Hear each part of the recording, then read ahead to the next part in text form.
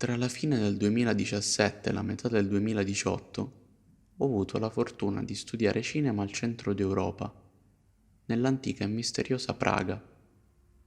In quei mesi preziosi sono riuscito a condividere i miei sogni e le mie paure con colleghi provenienti dalle più disparate parti del mondo, legami che si sono presto trasformati in sincere amicizie. Tra quei banchi, in quelle aule riparate dal gelo e dalla timida neve autunnale, la mia passione ha preso fuoco e ho capito che la flebile proiezione di un sogno impossibile poteva diventare realtà. È stato sul set del mio film di diploma che mi sono sentito per la prima e unica volta nella vita un regista. Ricordo che sentii con commozione di aver trovato finalmente il mio posto nel mondo e un piacevole tepore pervase il mio spirito. Non credo di essermi mai più sentito come allora. Ogni giorno che passa, quel momento diventa sempre più lontano e il suo ricordo viene sbiadito dallo scorrere inesorabile del tempo. Nell'asfissiante immobilità del presente mi trovo spesso a pensare a cosa ne sarà del mio futuro, sempre meno chiaro, sempre più incerto. Forze invisibili si nutrono delle mie angosce e delle mie paure. Si riversano dentro di me come liquido scuro, nero come la pece. Il terrore mi paralizza. Niente ha più senso. Dov'è finita la luce? E ritorno a quei momenti in cui il cinema faceva parte di me e io di lui. Ripenso ai miei amici. Cosa n'è stato di loro? Sono davvero solo nel mondo?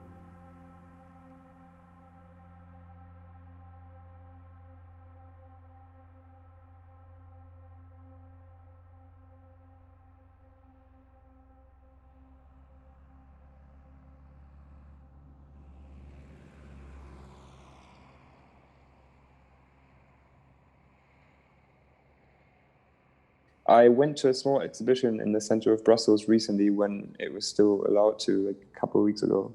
And it was all about the new social norms of the post-corona world. And one of the pieces there that really struck me was a huge graffiti painting of a group hug.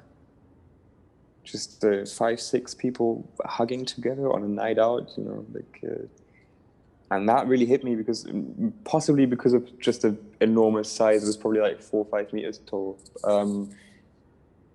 Yeah, just that feeling of embracing people and just actual closeness that you're sort of scared now to even attempt. A few days ago, again, a friend of ours came here to the flat and she hugged me.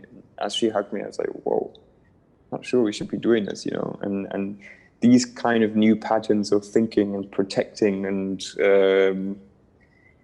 scaring away from the things that used to be so normal for us. That's really quite strange to get your head around. I still find that very, very difficult. I miss group hugs. I miss group hugs and nights out like the one that we had in Farmu, where we first spiraled down in this crazy philosophical discussion about ethics in film and stuff. I miss those nights. I really do, because those don't seem to be happening anymore at the moment. This is gonna maybe sound a little bit shallow, but I miss festivals the most. I used to go every year in the last few years. I've been to like Sarajevo, Berlinale, like just a bunch of festivals that I always hit. And I meet everyone I love there because everyone comes together. Because so many of my friends, I mean, like you with FAMU, so many of us met and then we sort of spread around in the world, and we don't see each other very much. And this is true for many of my friends, that they're all over the world, and I wish I could see them. But then festivals sort of bring us together, and I missed that, and this year is the first time I missed Sarajevo since like forever, and it's just this sense of community that you have when you get together, and this sense of and finding out what your friends are up to, because of course you can like video chat and stuff like this, but it's not the same as hanging out for a few days together, and or meeting them randomly in the street, because suddenly when there's a festival, no matter how big the city is, suddenly it becomes very small because everyone is everywhere, you know. And it's just, I miss festivals so much. I miss going clubbing. Like I didn't know. This is where you understand that some things are vital in our lives, but we didn't know that they were vital until we couldn't do them. The clubbing part was very important to me because it was for me it was like washing away the frustrations once in every month. When you're in a club, it's the part where the present is the most important, and where you really leave your problems somewhere else. Since nature hasn't been very available in my life, I think it was something very important that I personally miss a lot. Feeling free to talk to people, because now you cannot really socialize with people, and my job is to get out there and seek for something, you know. The world is my material to work with. I cannot do my job now. I'm stuck. Practically, what's the most difficult for me is I'm a believer, and freedom of practicing your religion is also locked down, and that's the most, because going to mass on Sundays is not like going to a concert. It's not something you go to because you have nothing else to do or because it's entertainment. It's because for someone who has faith, you truly believe that God is there and God is powerful and He is love. So in a time where everything is so hard, you need even more than any other time to go there. And yeah, so. But not many things. Like it was truly healing for me because I got away from, I had to face kind of my own demons. I was kind of someone that, yeah, would go places, see people just to kind of run away from my responsibilities or from what I don't know, what I was scared to find out. But so I don't really miss anything because I feel like having this time to just be with myself that I never done before, like face what I'm doing and all those things, was kind of healing. Well, I would miss socializing, like being able to see my friends, of course. And yeah, art museums. I miss so much art museums and movie theaters. Okay, there's some stuff I'm missing. I miss spring, you know, like we were coming out of winter in Europe, which, you know, I mean, at least in Prague is pretty grim, and it lasts from like whatever October till like, you know, April, and that's the time when, like, you know, the ice is melting. That at least for the last few years I kind of felt the most happy, you know. Ever since I've been here, I was like, okay, summer is coming, you know. And that whole thing of like this expectation of summer and this slowly kind of taking off the layers of clothes, you know, when you're going to class or you're doing anything, you suddenly realize, okay, you're sweating almost when you're walking, so it's like one layer less. And yeah, I missed kind of like experiencing that change of weather. And I mean, of course, like being at home, like I'm like a massive loner, you know. So like, I mean, that for me wasn't so bad. But yeah, I think this thing of uncertainty, which was missing, which is like the essence of life, you know what I mean? And it was kind of uncertain in a very different way. It was kind of like not a pleasant uncertain. Like it was more like, when are we going to be able to go back to the other type of uncertainty, which was more fun, you know? So I think like the things I miss the most in my life are actually the things I've never had. Like an organized life. A life in which I feel safe in terms of money, in terms of what I'm doing with it. Sometimes what we miss is the ideas, like it's having a life that is the same as the idea of a good life you have. And that includes so many things: being healthy, exercising, having a good social life, feeling fulfilled by a professional life, having a love life, it's a lot. And I don't think I've ever had all these things balanced. I feel that, well, this part of my life is balanced, and then all the other parts are a mess. And I think, like, I think that I miss having a life in which I recognize myself. Like, this is myself living the life that I chose, the life I choose to live. What I miss the most is the real reaction that you get by talking to people face to face. Like, okay, I've been having so many Zoom meetings with my friends, but there is something that is a bit weird and not real regarding the reactions and the emotions you get of the person. And I feel this is what I miss the most. And especially with my parents, like I found myself just talking with them like audio, and I didn't see them since January. So now I feel that really, like when they sent me some photos, that they changed. I feel they grew up, and I couldn't see this during the months because I was just listening to their voice. And this is really weird.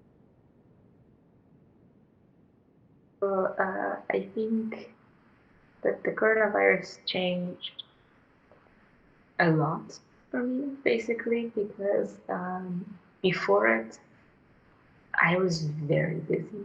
Like, I was working 2 part-time jobs, as well as going to school, as well as, like, working on my film. Financially, I was okay. Time-wise, I was either in school or at work, and every single day I was only free after like 6 p.m. After, like, otherwise my whole schedule was full. And then what happened was, even in February, I had been working on a film, like a short film that we shot in February. And then I was planning on shooting my graduation film, which is a short, like I had the script written, I had been working on it, and I was planning on shooting it in August, basically. And then suddenly everything stopped, and everything stopped really quickly, and it was really difficult, like to go from this thing where I didn't have time to think, I didn't have time to do anything except work, and to suddenly be left with so much free time, basically. I think it's definitely affected the optimist in me, in that I was no longer sure of anything, basically, and I was left alone and with so much free time to just think. And for someone whose main method of coping with stuff is distraction, I think that was not a very good thing for me.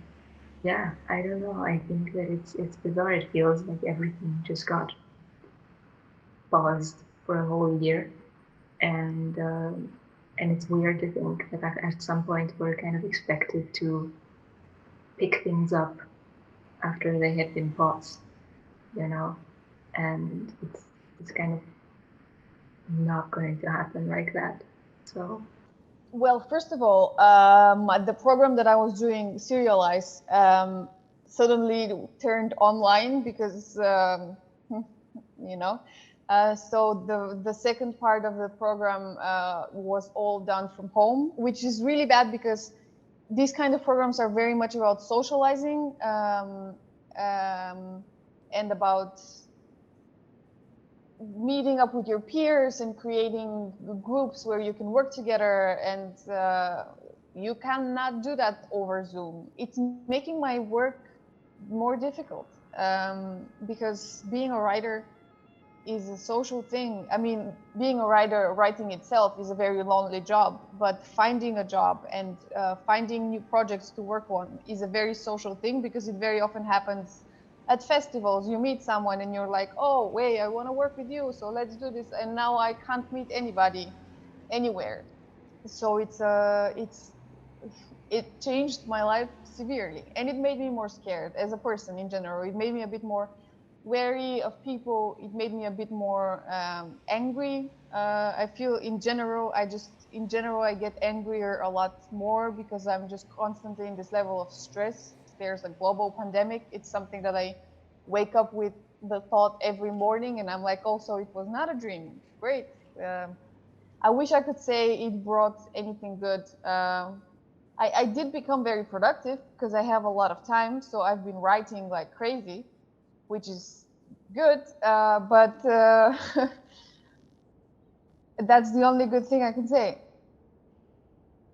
La cosa è che è stato davvero peso e dover fare tutto davanti a uno schermo, cioè nel senso comunque avevamo 4 ore di lezione la mattina e 3 ore di lezione il pomeriggio, cioè non è stato bello fare lezioni così oggettivamente, perché c'è davvero il rammarico di aver perso un po' la possibilità di creare rapporti significativi con persone della tua età con cui fai questo percorso, con cui sei a scuola, con cui passi le tue giornate, e mi scazza davvero tantissimo questa cosa, perché cioè, sono questi gli anni in cui comunque fai quel tipo di incontro, cioè che saldi un po' quel tipo di legame che poi ti porterai dietro, e che in un futuro, quando anche non si riuscirà a sfondare nel mondo del cinema, o boh, diciamo, ci saranno momenti poco soddisfacenti della tua vita, cioè avere quei punti di riferimento a cui puoi tornare è fondamentale. Io sento che ce li ho, grazie a Dio, perché comunque non è da 3 anni che va avanti questa pandemia, però un po' al rammarico che ce ne sarebbero potuti essere altri se avessimo continuato a conoscersi, a vederci tutti i giorni, ecco. Well, I think the virus is like teaching, I think, us all, and me as well, a bit something. Maybe it's a different thing for everyone, but I feel like for me, it really like taught me patience, because I think I was rushing somewhere.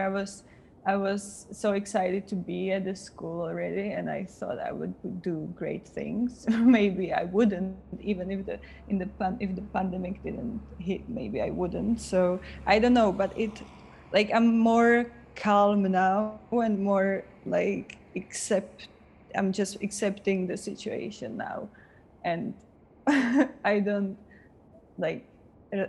rush anymore, and I don't care about like stupid things, I guess. I had no concrete definitive plans going into this year, but you know, I would have liked to have thought that I would have probably moved away from home by now. The pandemic's very much kept me in my own place in Liverpool, in England. You know, I had no real, as I said, no concrete plans of where to exactly go, but at least if I didn't have the strains of having to stay at home for months on end and the uncertainty of it all, I probably could have made some sort of movements in a particular direction. So it's kept me in a place where I don't necessarily want to be, because I still live with my mum, who, you know, is a working class person. She works all the time, and I've got on a job now to save up money to help my mum out, because she's struggling a little bit, and you know, I'm very much of the mindset where I do want to move away eventually. When that'll be, you know, I don't know, but hopefully it'll be next year. But you know, for the time being, now that my place is still here, my career has sort of just taken a back seat, and I've just focused on saving up. And you know, it's because the idea of finding a job, particularly, you know, in film, more specifically in camera departments of TV, of film, just became impossible for the majority of this year. Well, you haven't ever thought about the word social distancing before. You haven't ever thought about what another person's contact with you could actually mean.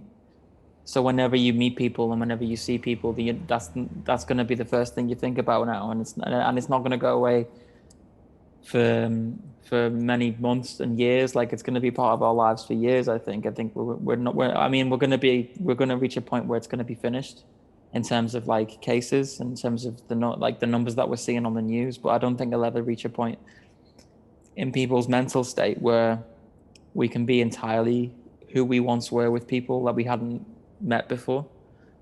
Like, it's definitely the thing that's impacted my life the most. And everyone who's in their 20s and 30s and, you know, teens can say the same thing.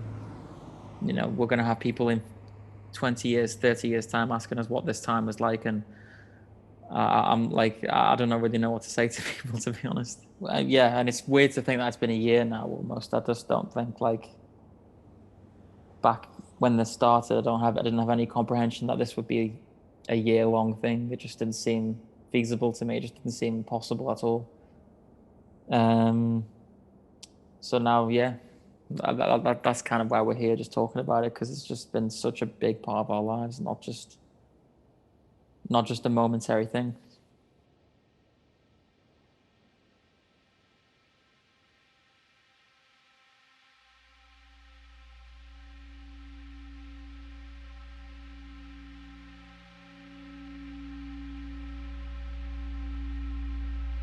Mi riparo dietro un fragile sorriso. I miei occhi però tradiscono una profonda tristezza, figlia di notti insonni e irrazionali paure.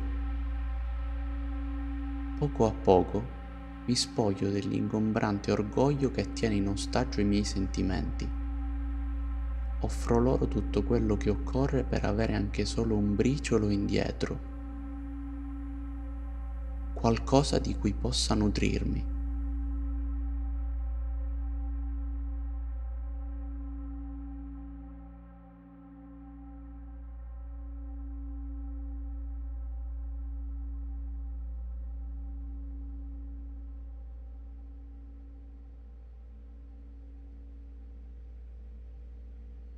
Io questa seconda volta l'ho sentita di più questa cosa, perché col primo lockdown siamo stati subito messi in lockdown, voglio dire, ma c'era anche molta meno percezione di quanto fosse grave la cosa. Adesso, vabbè, sapevamo quanto poteva essere grave, e tra l'altro ero a Milano, che è molto colpita adesso, e quindi a tornare a casa c'avevo proprio l'incubo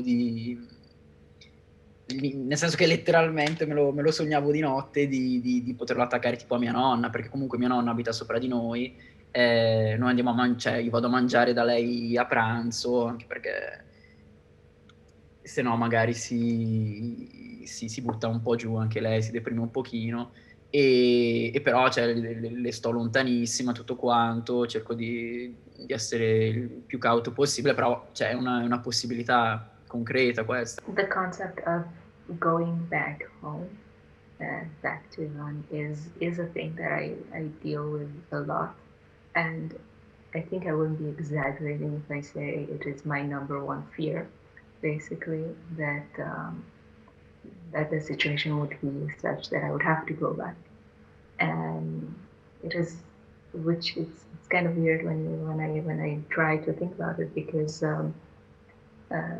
I have a fine family. I get along very well with my parents and my sister. And it's not that there's no film industry in Iran. I mean, there is. But I do feel like if I had to go back, then it would be completely over. I would have no place in in the film industry in Iran. A lot of it is nepotism. A lot of it is extremely strict, extreme censorship. And I don't feel like I would have anything to do there, kind of. So to go back to Iran for me would be to go to an office job, basically. I'm afraid. I'm afraid of what the future holds, and what I'm afraid of is that this is such an uncertain job. Even if you, for a few years, you might be like the hottest shit in the world, like you might be the hottest writer or the hottest director, and then 2 years later, bam, something happens, and the next person comes on, and you're no longer that interesting. So it's a super uncertain job. I am afraid that the window of possibilities is getting smaller because a lot less things are getting shot and a lot less things are getting produced. And there's already so many established writers that no one's going to look at new writers and go, oh, maybe we should do something with you. I read it somewhere, but they say like our generation is the saddest, but that has the most cheerful pictures ever. Like this gap is just hilarious. How can we live this contrast that much, you know? So that we're happy all the time, but we're so depressed. How can we do this? How can we keep on lying to ourselves? I have symptoms of anxiety and depression and everything you want, like everything. I feel that I should start seeing someone, but I'm scared of like putting words on what I'm feeling, like just putting them in boxes and words. I'm like, I feel that this is who I am, and I think I'm special. I think I'm just unique, and I don't want some, like, I know how to cope with myself. I know that I have problems. I know, but I don't want someone to tell me like you have anxiety and you should take this, and like this scares me. Maybe it's just because I watched movies about it and it's not how it really is. But I'm a person who I really like to be in touch with my friends, with the people that I love. Like I like to hug people. I like to laugh with people. I like to have long conversations with them. And I think that that's my biggest fear, to lose connection, to not be in touch with people, to not see people. And like I fear that this will make the relationship more fragile to the point it will no longer exist. I'm so afraid to lose people. And I'm also so, like, loneliness is very scary. And I've always had the tendency of feeling that distance is abandonment. This is my biggest fear. And the pandemic has just enhanced it, I think. Right now, I just really feel like all of our kind of problems and fears and desires and everything is just connected to like childhood, and in some way, like, you know, how we kind of see the world and our expectations. And I think like I've kind of been trying to understand that about myself.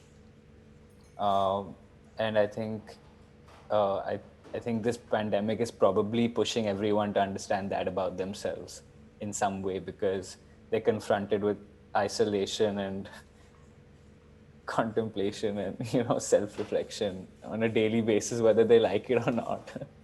You know, I am an introvert by nature, and I've been waiting. I've always wished to have time at home so I could work on the things I want to work on, because I feel like this outside world is so distracting for me. Having to like go to school, having to do the shopping, spending time in transportation. So when they said like a lockdown, to be honest, I was happy. I was like, yes, now I have time to sit and think and just be alone. But now, after like several months, and even I'm an introvert, it's starting to be weird. Like missing this human contact. The human contact, like before, I thought, yeah, it's not necessary. I don't need it. But right now, like I find myself like calling my friends just to have a conversation about anything.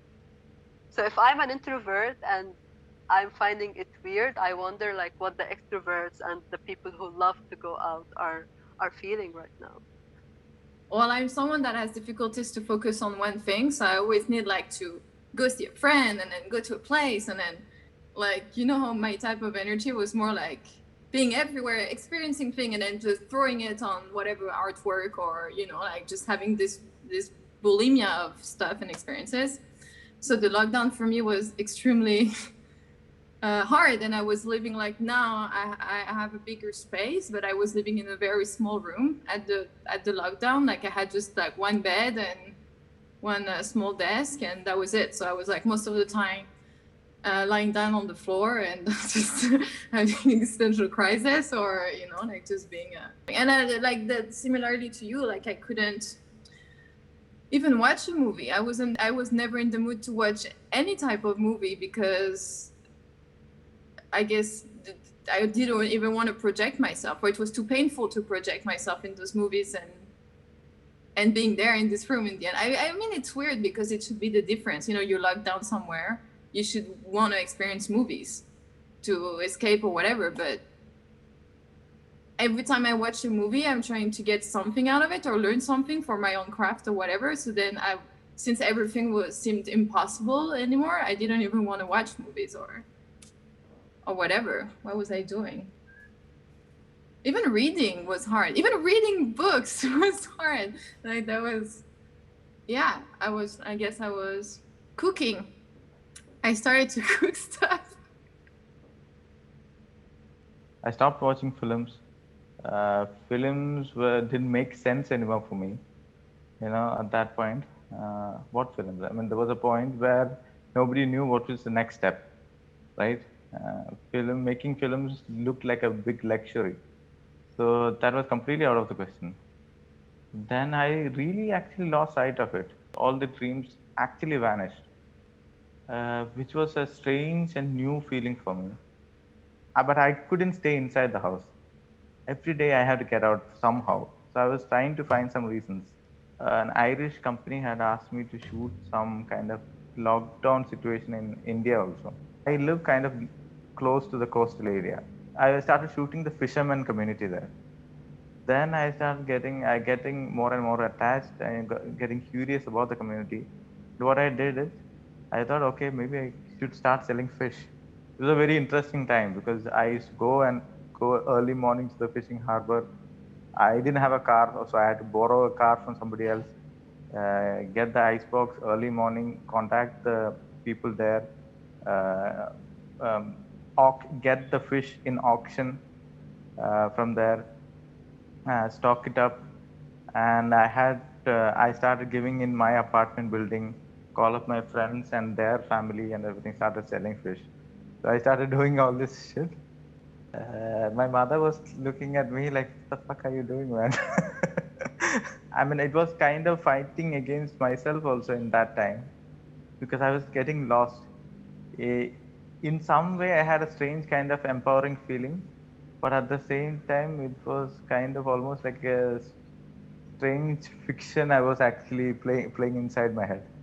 In the spring, it wasn't, for me, it wasn't good as well, like in like mentally. It wasn't good.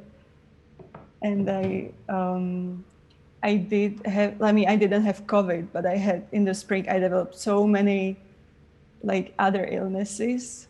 Every 2 weeks I went to a doctor because it's like something. I had blood tests done and I didn't have COVID, but I think because of the stress and everything and not being able, I mean, we were able to go out and I did go out a lot with my family, like to the nature and to trips, but still, like, we had a lot of school, so I was at home watching the screen all the time, and I think I developed some illnesses because of that as well, because I was home all the time and I wasn't used to that at all, like nobody.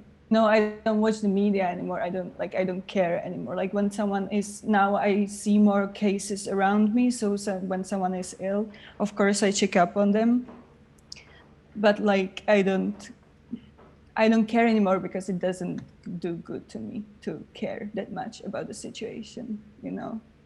Yeah, the impact is vast, really.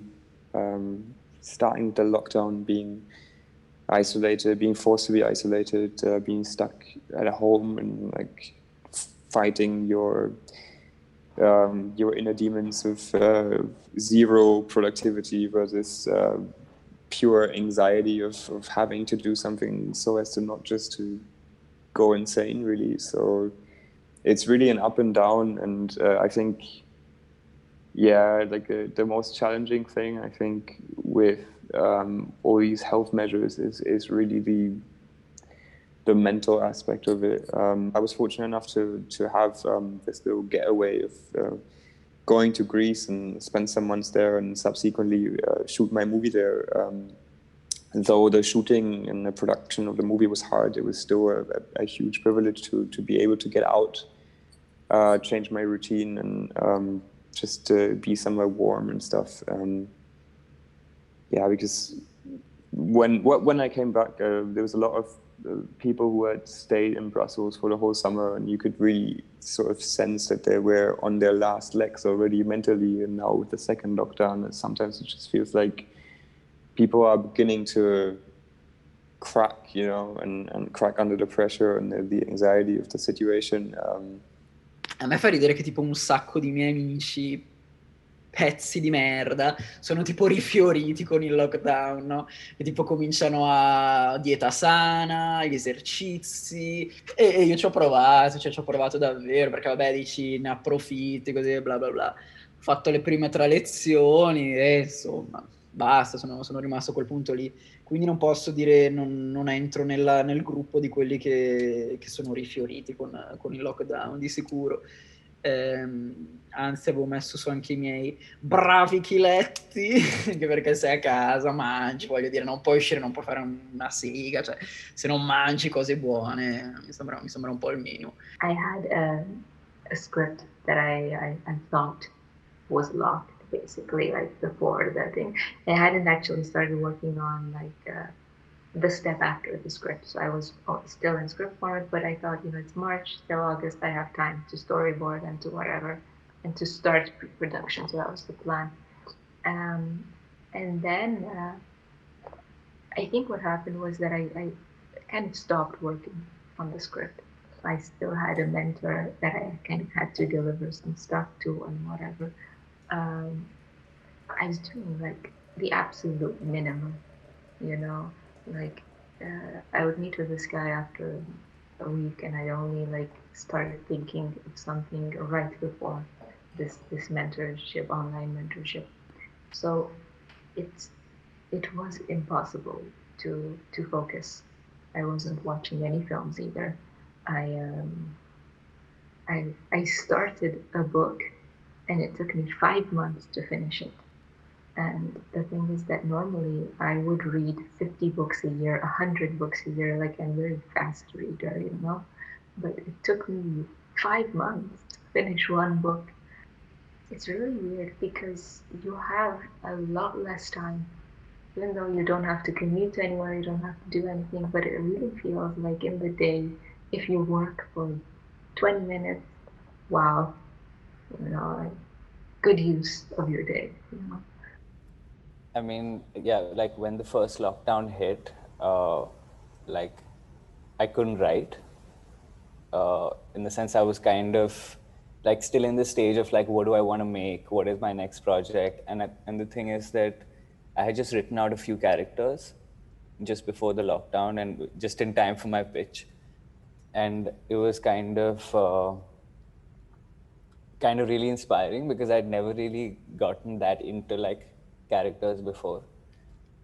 But then I kind of just sat on that and I couldn't do anything. I was basically kind of avoiding my work completely. But then, as we got out of the first lockdown, I started working on my script again because I kind of knew that I would have to shoot it. And this is basically like my next like school assignment. And I feel like when we got out of lockdown, that's when I kind of like my brain started to work again a little bit, when I was like interacting with people and I was going outside the house, and just like life was kind of at least a semblance of what it was before, you know?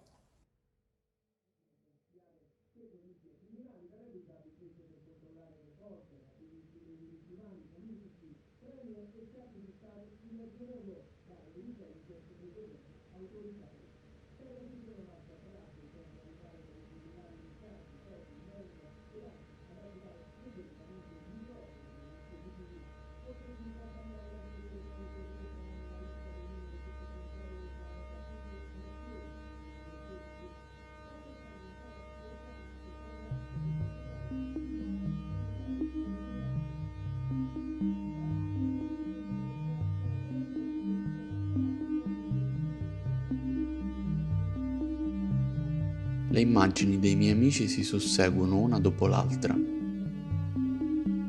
Le loro parole sferzano il mio animo o lo carezzano gentilmente. Mi faccio forza e li ascolto quando fa più male, quando mi riconoscono i loro timori, nelle loro paure, nelle loro coraggiose confessioni che fluttuano timidamente nella vergogna. Riverso le loro confortanti parole dentro di me. Le trattengo con tutto me stesso nonostante tentino di scivolare subito via, come gocce su uno specchio opaco.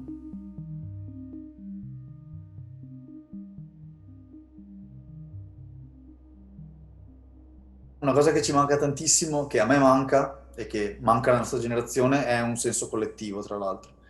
Perché guardando, non volendo fare nostalgia, però guardando un documentario su Gasman, recentemente ho visto come in una festa in piscina, a casa di qualcuno a Roma, di uno dei produttori, penso fosse di Carlo Ponti, se non mi sbaglio, c'erano tutti, ma intendo veramente tutti, cioè da Pasolini a Ferreri, a Antonioni, a Fellini, tutti questi personaggi del cinema, a Rosi, cioè dai grandissimi nomi ai nomi un po' più indipendenti del cinema italiano di quegli anni, erano lì e si parlavano, discutevano e riflettevano sul fatto se questo film devo farlo io, devi farlo tu, perché magari tu lo fai meglio, perché è più una storia tua.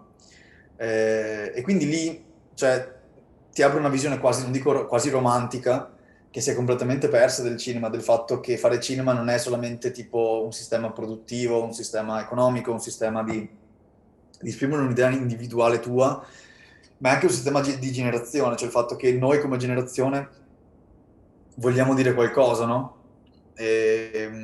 O magari vogliamo che tutti le nostre generazioni si esprimano perché vediamo il cinema come grande mezzo di trasformazione sociale, che è una cosa che adesso manca, cioè è una cosa che assolutamente manca perché la democratizzazione ha creato anche la dispersione un po', secondo me. Making movies is not easy, like, period. It cannot be easy because unless you don't feel connected to what you're telling, every story I feel that, like, if you feel like telling a story, it's because it touches you in some way, and then it becomes personal, even if it's not about yourself, like purely about yourself, but it is personal. It's your views and your perception of the world.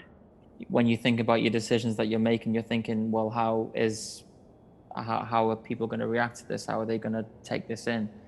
You know, I think it's rewarding and encouraging to make things for yourself, even more so when they're viewed by other people who can have opinions as well, and the audience can potentially grow. But you know, I like the idea of making something for yourself. But when people talk about making a film is easy, and making a film is so accessible. Well, they're talking about the film being made, you know, in their heads, they're probably thinking, well, a film can be made for nothing and have commercial success. Well, you know, it's not easy to, it's easy to make a film for yourself, but it's not easy to make a film for an audience, because you're constantly thinking about how it's going to be viewed and perceived when, you know, you might have all the equipment in front of you, but you still don't have a story. It's just worthless. It's like an ocean right now, and the medium is changing in the meantime. I mean, this is a question also I'm asking to myself. Even though I find some money to make a feature length, how we are gonna show this film? I mean, because it's many people are shooting at the moment because it's easy to reach the, you know, technical equipment. But in the meantime, there are many people who are doing something and sending over to festivals at the moment. And also this small series, like 20-minute series, are kind of becoming a new media, I mean, new way of watching things as well. Like even on YouTube, like there is like a section you can actually fast forward, like play the video in double speed or triple speed.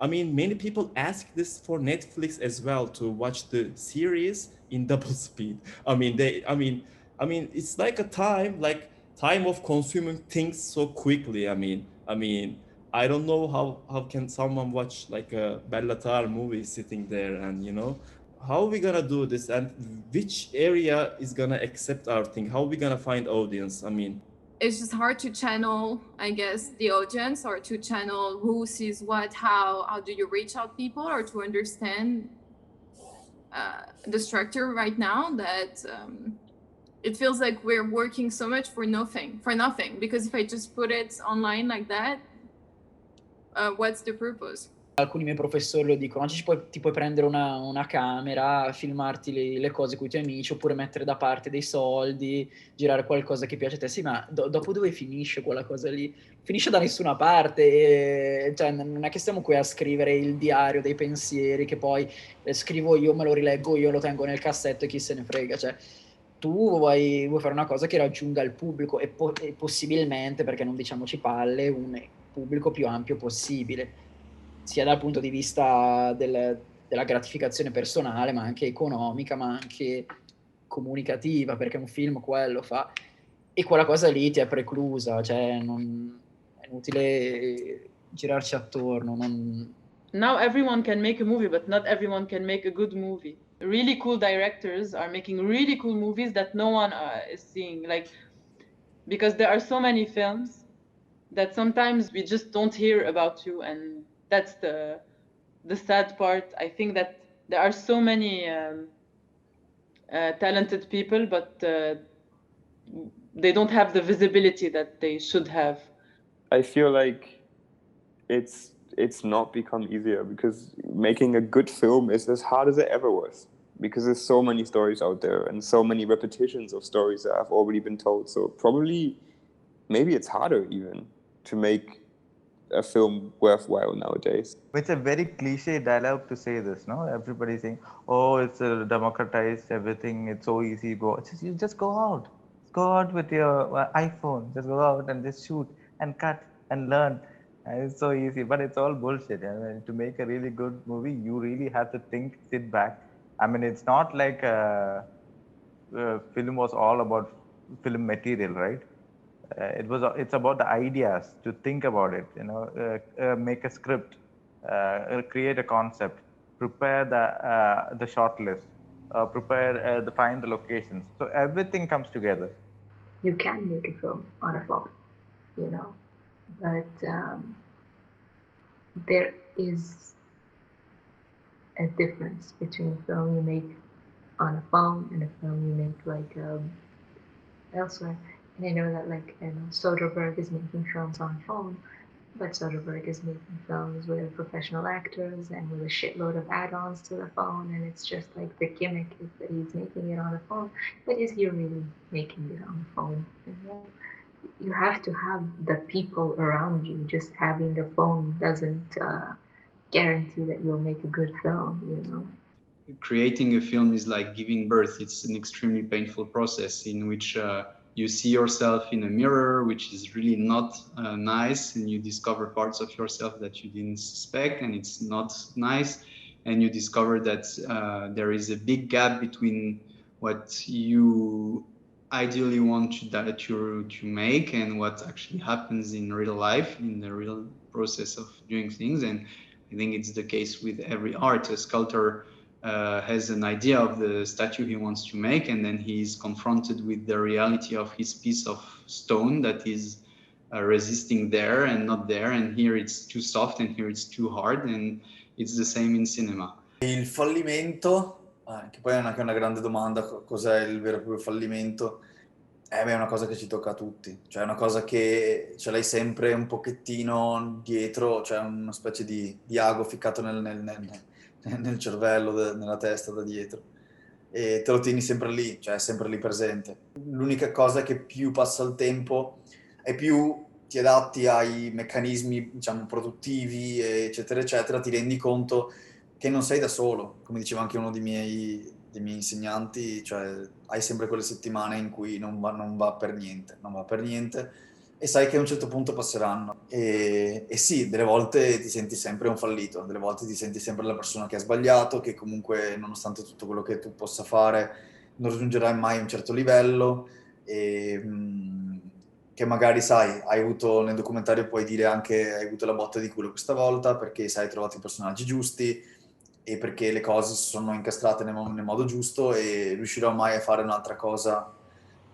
fatta bene così, riuscirò a farla meglio. Personalmente dopo un po' ti domandi anche, dici cazzo, è molto pesante fare cinema, cioè fisicamente pesante, psicologicamente pesante, economicamente pesante. Parlando a livello personale è uno stress collegato al fatto di pensare sì cazzo, il prossimo mese, cioè pago l'affitto o non pago l'affitto. La cosa che a me fa più paura personalmente è il pensare se lo voglio fare per altri 15, 20, 30 anni, no? Cioè se lo vuoi, se a un certo punto il gioco vale la candela, quindi diventa anche una questione di voglio cambiare carriera o no? You know, the artist needs, unfortunately, recognition from an audience. I mean, they want to be recognized by the audience. So, and if they can't reach there, there's always this question like, people gonna like it or not? I mean, I think it's a terrible thing that you acknowledge yourself from others people's point of view. I mean, it's another topic to talk a lot on it, but I mean, unfortunately, this is a fact, and until you win this thing, and I guess, I mean, some people are lucky for sure, but I do have it. I mean, it's daily struggle. It's completely daily struggle, and my days are like 10 times I think I just did shit, and one time I think it's brilliant. And just for that one time, it's enough to spend maybe just for that 1 hour of great ideas. It's good to spend 10 hours of hard work, deception, and all these things. So I think that the most important quality is perseverance. But then I have to say, and not just because everyone, like, not just because it's nice to say, but my wife is the greatest support I ever have, and it's good to be two, because I'm doing the work of writing and doubting, and she's doing the work of being certain it will be good. So that's helping me a lot. Ho imparato a non, diciamo, basare il mio valore sulla riuscita lavorativa, perché è una pressione che ritengo non necessaria, non mi fa bene, non serve al mio benessere, quindi cerco di evitare questa cosa.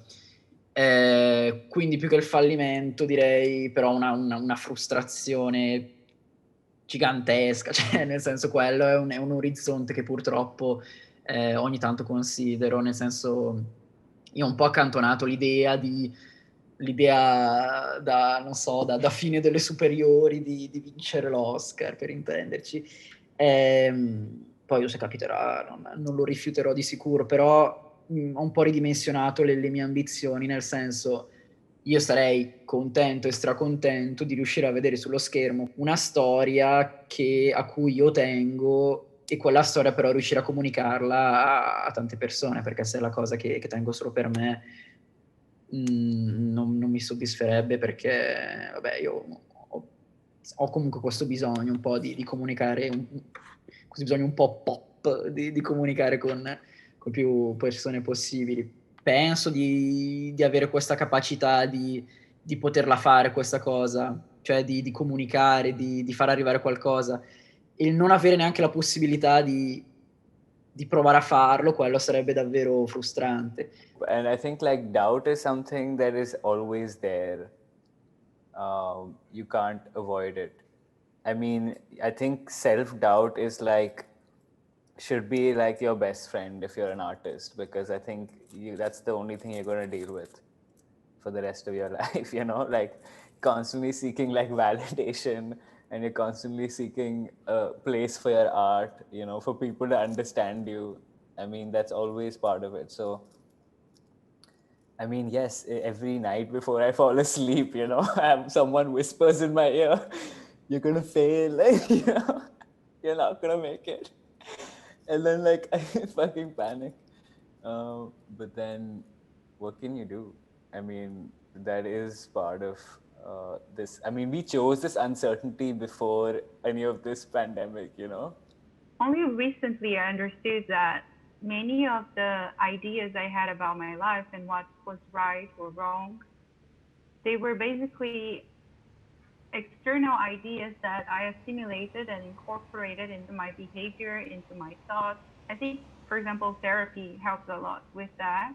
I started doing therapy a few months after I got back from Prague, and it's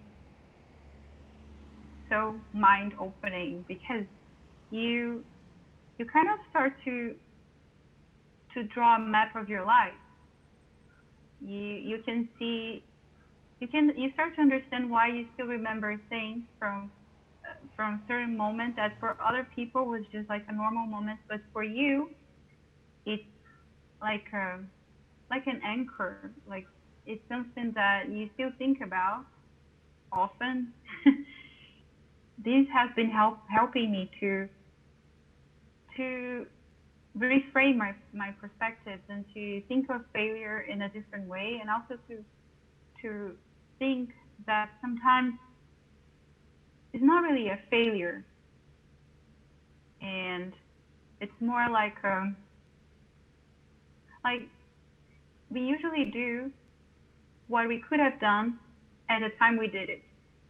If you come to terms with the fact that you could fail, then it might make the process a little bit more easy. But I think the self-confidence comes from an idea that I've already failed, because I've seen a lot of people my age or a little bit older than me or younger than me in certain situations where they've, you know, lived a certain life through film that I've maybe not wanted to live, because I'm not really a person who's envious of anybody, but you know, the certain aspects of other people's careers of kind of like where they're at and at their age and where I was at my age. I have a lot of issues with comparing myself to people, and you know, comparing where I'm at on my journey compared to someone else. And so I do think about failure, but I also think, well, you know, I need to try and at least try and start failing at something, because I haven't really failed yet. I haven't got to a point where I had a door closed in my face and said, you can't come in here because, you know, you haven't done such A, B, or C, you know. Nothing needs to be sorted out now, but, you know, at some point we're going to have to try and fail at something to actually get to a point where we can have confidence to say, okay, well, this didn't work. What did I do wrong? And then move forward. But I can't imagine myself doing anything else. I don't know, I have been thinking a lot about this whole concept of a failure, in that when will I give up? You know, like, am I going to be 40 making short films thinking this is it, this is the one that's going to do it? Or if this film isn't good, what am I gonna do? Like, that's the thing that I really want to know, when does a person know that they have to stop, you know? Because I feel like in filmmaking, there's such a small percentage of success. You know, you are either one of the top people in the world, or you're one of us, you know? So for me, it was a sense of, you fail at some point, you have to give up. And I think that the question is, how do you know? How do you know you have to give up? And how do you know that that you're not cut out for this? Like, there's this constant thing of, first of all, how will I know? And second, what the hell will I do? I don't have any skills, you know. Like, what can I do? Cinema, I think making films is always about taking risks. Like you always get those moments of magic when you take a certain risk as well. So trying to pursue a career in film or in TV is a risk, because you never know if you're going to make it. But you just need to, as much as with anything else, for success, you just need to pull the throttle and go all out. And I'm definitely willing to do that. And I'd rather go down in a big bang and yeah, just fail dramatically than not having tried enough. There's certainly value to be found in also the most dire moments. And if you're willing to embrace all of that, then no matter what will happen, it won't like rock your boat too much. I think I'm not in it for success and big numbers and stuff. Of course, like film festivals and getting awards and that stuff seems amazing, but it's really just set, you know, that I love. Being on set, making a film, seeing if it works or not afterwards. Just those moments where you're really making it. This is what I love doing. And even if I maybe don't become successful, all of these moments of trying will definitely be a nice memory, you know.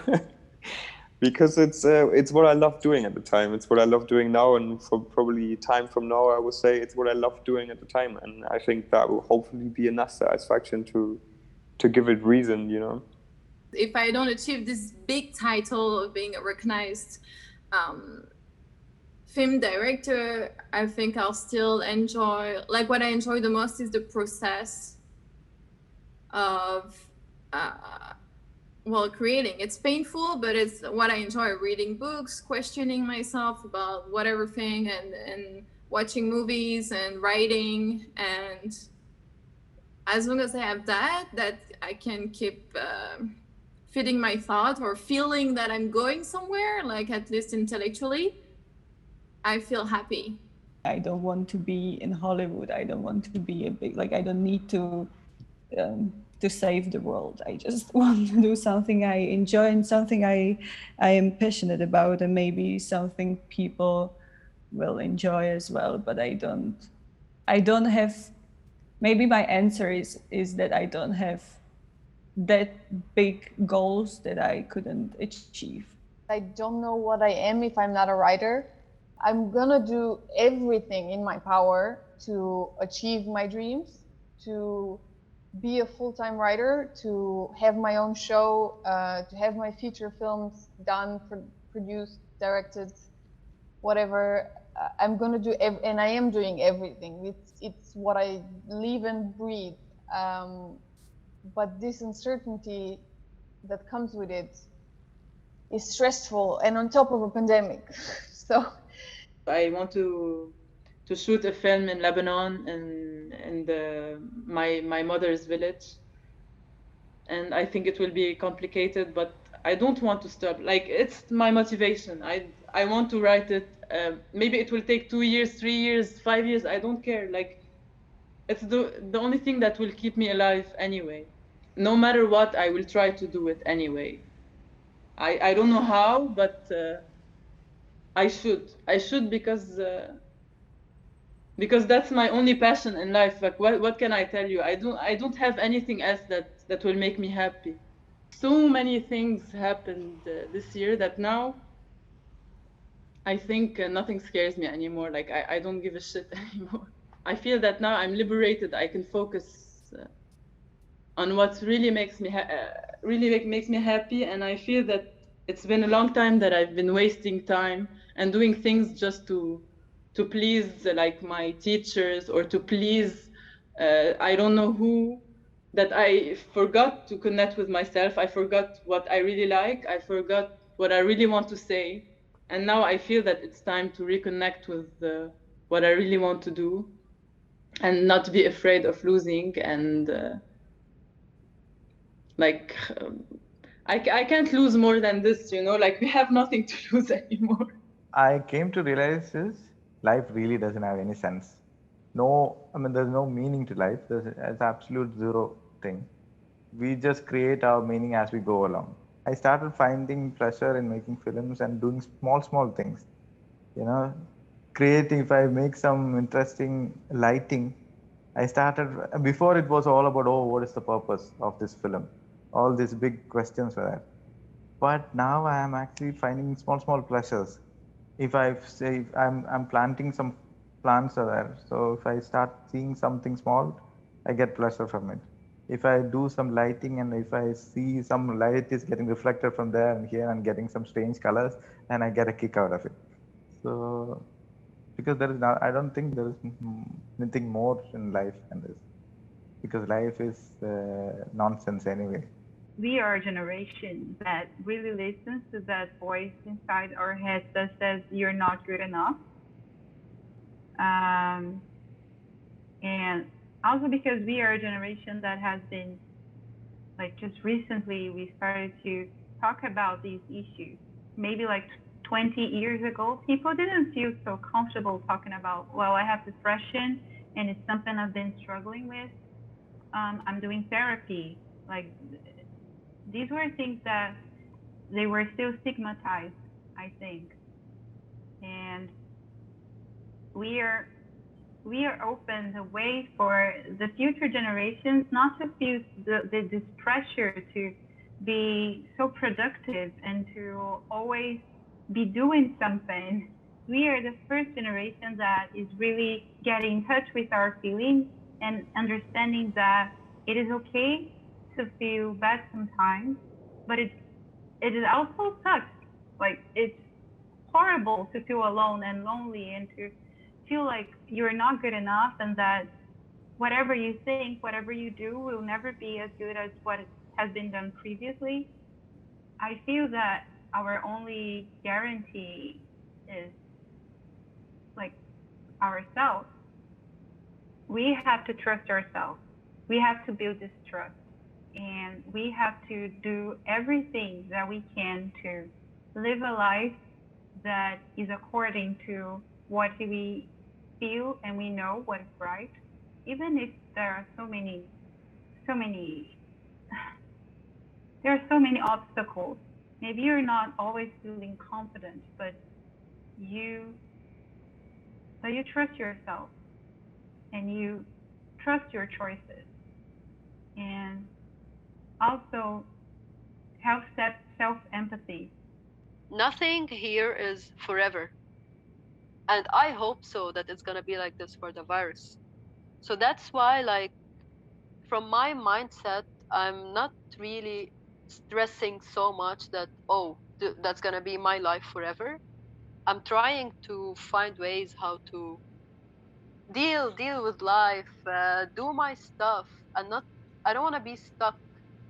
And that's why I forced myself to delve into the writing, to come up with ideas, to explore more, because nothing stays, not even us.